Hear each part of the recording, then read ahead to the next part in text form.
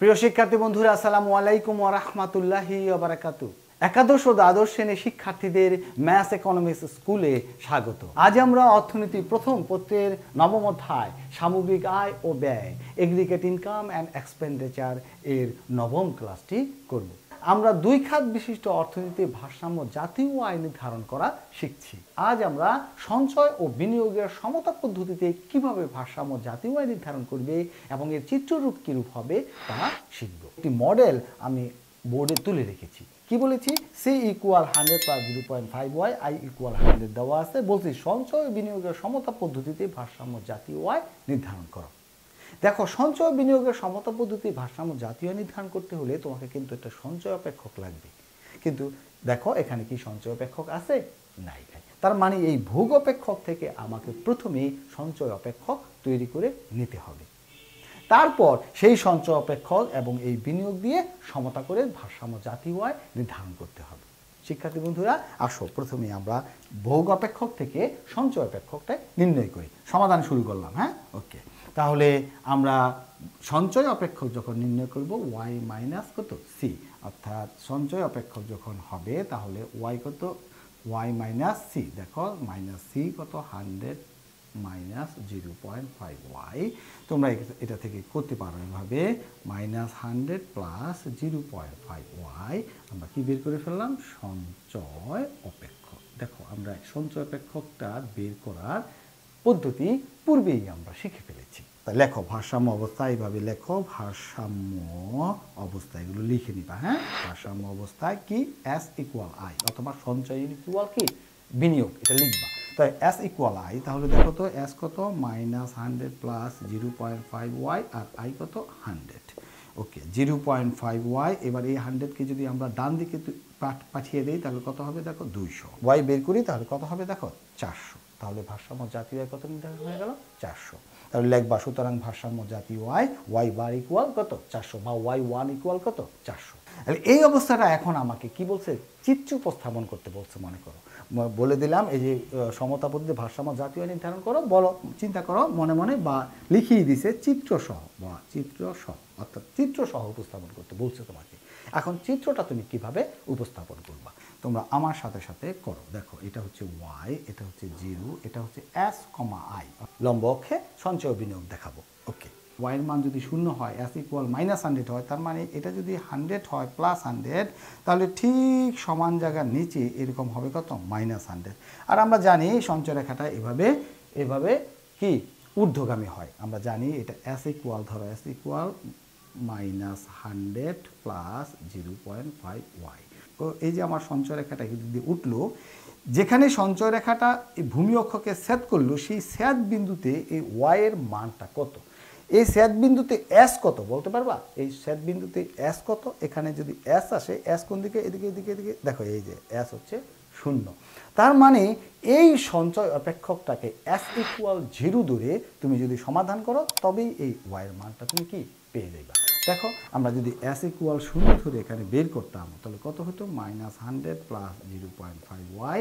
তুমি এটাকে যদি ডান দিক থেকে যদি বাম দিকে নিয়ে আসো, 0.5y মাইনাস, এদিকে দেখো মাইনাস 100, তাহলে শেষ পর্যন্ত কত? 200।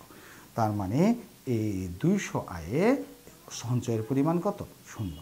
আর এই অংশটা কিন্তু তোমাদের রাফ থাকবে। এই অংশটা কিন্তু এই সমাধানের অংশ নয়।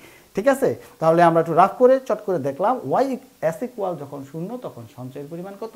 200। কারণ জাস্ট এখানে 200 বসায় দিলাম। বসায় দাও আমার সাথে সাথে। তাহলে অ্যাকচুয়ালি অর্থে এই একটা স্থানাঙ্ক বিন্দু আর এই এখানে একটা স্থানাঙ্ক বিন্দু আমরা কি পেয়ে গেলাম। এই দুইটা স্থানাঙ্ক বিন্দু আমরা যোগ করেই সঞ্চয় রেখা পেয়ে যাব। দেখো, এই পর্যন্ত আমরা সঞ্চয় রেখা অঙ্কন করে ফেললাম, এবং সঞ্চয় রেখা অঙ্কন করার সঠিক কৌশল আমি তোমাদের শেখানোর চেষ্টা করলাম। এখন দেখো, বিনিয়োগের পরিমাণ আই ইকুয়াল কত? 100। তো বিনিয়োগ একটা স্থির সংখ্যা। এখানে যেহেতু বিনিয়োগের স্থির সংখ্যা, বিনিয়োগটা স্থির সংখ্যা, এই দেখো, কিন্তু এটা পজিটিভ, তাহলে পজিটিভ থাকলে এই দেখো 100, এই যে 100 বরাবর সোজা টান দিয়ে দাও। এই আই ইকুয়াল কত? এই 100। আই ইকুয়াল হচ্ছে 100। দেখো, এবার সঞ্চয় ও বিনিয়োগ পরস্পর সমতা অর্জিত হয়েছে কোথায়? ই বিন্দুতে। দেখো, সঞ্চয় বিনিয়োগ রেখা পরস্পর সমতা হয়েছে কোন বিন্দুতে? ই বিন্দুতে। তাহলে এই ই বিন্দু হচ্ছে ভারসাম্য বিন্দু, এবং এখানে ভারসাম্য জাতীয় আয় নির্ধারিত হয়েছে। ধরো y1 ইকুয়াল কত? 400। এই হলো তোমার এই যে ভারসাম্য অবস্থাটা, সেই ভারসাম্য অবস্থাটার চিত্ররূপ। তাহলে এখন দেখো এই চিত্ররূপের একটা ব্যাখ্যা দিতে হবে। ধরো একটু সামান্য ব্যাখ্যা দিয়ে দিবা। কি বলবা ব্যাখ্যায়? চিত্রে এস সঞ্চয় রেখা এবং আই বিনিয়োগ রেখা, সঞ্চয় ও বিনিয়োগ রেখা পরস্পর ই বিন্দুতে ছেদ করেছে, ফলে ই ভারসাম্য বিন্দু। এই কথাটুকু বলবো। ই বিন্দুতে ভারসাম্য জাতীয় নির্ধারিত হয় y1 অথবা y বার ইকুয়াল কত 400। এই কথাটা নিচে একটু লিখে দাও, ব্যাস হয়ে গেল এর ব্যাখ্যা। তাহলে আমরা সঞ্চয় ও বিনিয়োগের সমতা পদ্ধতিতে কিভাবে ভারসাম্য জাতীয় নির্ধারণ হয় এবং এর চিত্ররূপটা শিখে ফেললাম। যে আই প্রাইম ইকুয়াল 200 হলে ওয়াই এর উপর কি প্রভাব পড়বে। আবার ভারসাম্য করবা, লেখো ভারসাম্য অবস্থা। এটা আবার লেখো ভারসাম্য অবস্থায়। এবার লিখবা ভারসাম্য অবস্থায় এস ইকুয়াল, এবার আই প্রাইম দিয়ে আমরা কি করব? ভারসাম্য করব। তাহলে এস আগেরটাই আছে, আগে কত আছে দেখো তো, এস আছে -100 প্লাস 0.5 ওয়াই ইকুয়াল কত 200। তোমরা এবার দ্রুতই ভারসাম্য জাতীয় এটা বের করে ফেলো। দেখো এর ভারসাম্য জাতীয় বের করলে ওয়াই ইকুয়াল কত হবে জানো? 600। দেখো আমাদের এখানে বিনিয়োগের পরিবর্তন কত? বিনিয়োগের পরিবর্তন হয়েছে, আগে ছিল 100 আর এখন হয়েছে 200। তাহলে বিনিয়োগের পরিবর্তন কত বলো? বিনিয়োগের পরিবর্তন এগুলো লিখবা, এগুলো আগে গত ক্লাসে লিখেছ ওইভাবে। বিনিয়োগের এভাবে বিনিয়োগের পরিবর্তন এভাবে লিখবা, পরিবর্তন ডেল আই। ডেল আই হচ্ছে ধরো আই প্রাইম মাইনাস আই, অর্থাৎ এখন 200, আগে ছিল কত 100, তাহলে পরিবর্তন কত 100 এভাবে। তাহলে জাতীয় আয়ের পরিবর্তন কত? তাহলে লিখবা জাতীয় আয়ের পরিবর্তন ওই যে y2 মাইনাস y1, ধরো এটা y2। জাতীয় আয়ের পরিবর্তন del y equal 600 minus 400 equal কত 200। জাতীয় আয়ের পরিবর্তন হলো কত 200। তার মানে বিনিয়োগের পরিবর্তন 100 হলে জাতীয় আয়ের পরিবর্তন এখানে কত হয়েছে 200। এখন কথা হলো এই অবস্থাটা তুমি আবার চিত্রে কিভাবে উপস্থাপন করবা। হ্যাঁ বন্ধুরা, তোমাদের কিন্তু আমি একটা কথা বলছি, 3 নম্বরে যে প্রশ্নের চিত্রটা তোমরা এঁকে দিয়েছ সেই চিত্রটা হুবহু আবার 4 নম্বরে গিয়ে কিন্তু আঁকতে হবে। এখন কথা হলো স্যার 4 নম্বরে গিয়ে আমরা এটা হুবহু কেন আঁকবে? হ্যাঁ, পরীক্ষককে কিন্তু দেখাইতে হবে যে বিনিয়োগের পরিবর্তন হওয়ার ফলে চিত্রে কোথায় গেল, অর্থাৎ চিত্রে পরবর্তী ভারসাম্য অবস্থাটা কোথায় এবং পূর্বের ভারসাম্য অবস্থাটা কোথায় ছিল। এটা যদি তুমি স্পষ্টভাবে পরীক্ষককে দেখিয়ে দিতে পারো তাহলে কিন্তু পরীক্ষক বুঝবে যে তুমি আসলে ব্যাপারটা বুঝেছো। তাহলে এটা 200 হলে দেখো এটা যদি 100 হয় তাহলে এই সমান জায়গায় এখানে হচ্ছে 200। দেখো আমি কিভাবে করি, এই যে এটা কিন্তু আমার আঁকাই আছে, আমি এই জন্য আর আঁকলাম না। তোমরা কিন্তু নতুন করে আবার আরেকটা আঁকতে হবে। এই যে প্যারালাল ভাবে, আমারটা হয়তো বা প্যারালাল হয় নাই, এটা আই প্রাইম ইকুয়াল কত 200। দেখো এই যে এটা ধরো এফ বিন্দু, এই যে এফ বিন্দুতে ভারসাম্য জাতীয় নির্ধারিত হয়ে গেল। দেখো এখানে ভারসাম্য জাতীয় হলো y2 ইকুয়াল কত এই যে 600। তার মানে এখন যদি তুমি ব্যাখ্যা দিতে চাও তাহলে বলতে পারবা যে যখন প্রাথমিক ভারসাম্য বিন্দু হচ্ছে কত ই, এখন পরবর্তী ভারসাম্য বিন্দু অর্থাৎ যখন বিনিয়োগ বৃদ্ধি করা হলো, দেখো তো বিনিয়োগ কোথায়, এই যে এখানে হলো 100, এখানে কত 200, তাহলে এখান থেকে এখানে এটা হচ্ছে ডেল আই কত 100, অর্থাৎ বিনিয়োগ বৃদ্ধি করা হলো 100। আর এখান থেকে এই অংশটা খেয়াল করে দেখো, এটা যদি ব্র্যাকেট দাও তোমরা, এই দেখো এই অংশটা যদি ব্র্যাকেট দাও তাহলে এটা হচ্ছে ডেল ওয়াই কত হলো দেখো তো 200। তাহলে বিনিয়োগের পরিবর্তন হলো 100 আর জাতীয় আয়ের পরিবর্তন হলো কত 200। কিন্তু একটু ব্যাখ্যা দিতে পারো, প্রাথমিক ভারসাম্য বিন্দু হচ্ছে কি ই এবং প্রাথমিক ভারসাম্য আয় হচ্ছে y1 ইকুয়াল কত 400। বিনিয়োগ বৃদ্ধি করে 200 হলে পরবর্তী ভারসাম্য বিন্দু হচ্ছে কি এফ, কারণ এখানে এই এফ বিন্দুতে সঞ্চয় ও বিনিয়োগ রেখার কি হয়েছে সমতা হয়েছে এফ। এই এফ বিন্দুতে ভারসাম্য জাতীয় নির্ধারিত হয়েছে কত y2 ইকুয়াল কত 600।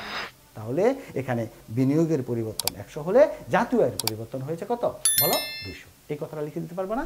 এই কথাটুকু লিখে দিয়ে এটার উত্তর তৈরি করে ফেলবা। দেখো সিলেট বোর্ড 2022 সালে এরকম একটা প্রশ্ন আসছে, অর্থাৎ সঞ্চয় সমীকরণ এবং বিনিয়োগ দেওয়াই আছে। প্রথমে বলা হয়েছে সঞ্চয় বিনিয়োগের সমতার মাধ্যমে ভারসাম্য জাতীয় নির্ধারণ করো। 2 নম্বরে বলা হয়েছে বিনিয়োগ যদি আই প্রাইম ইকুয়াল 250 হয় তখন ভারসাম্য জাতীয়ের উপরে কি প্রভাব পড়বে। তাহলে আমি যে প্রশ্নটা তোমাদের তৈরি করলাম সেই হুবহু প্রশ্নটাই কিন্তু পরীক্ষায় আসছে। তোমরা যদি বেসিক বিষয়টা বুঝতে পারো, অর্থাৎ কিভাবে এই রেখাগুলো অঙ্কন করতে হয়, কিভাবে এই সমাধানগুলো করতে হয়, তাহলে সংখ্যার পরিবর্তন করে দিলে এতে তোমাদের কোনো সমস্যা হবে না। তোমরা যে কোনো সংখ্যা পরিবর্তন করে দিলেই সমাধান করতে পারবে ইনশাআল্লাহ। আজ এ পর্যন্ত। তোমরা ভালো থাকো, সুস্থ থাকো, নিরাপদে থাকো এই প্রত্যাশায়। আল্লাহ হাফেজ।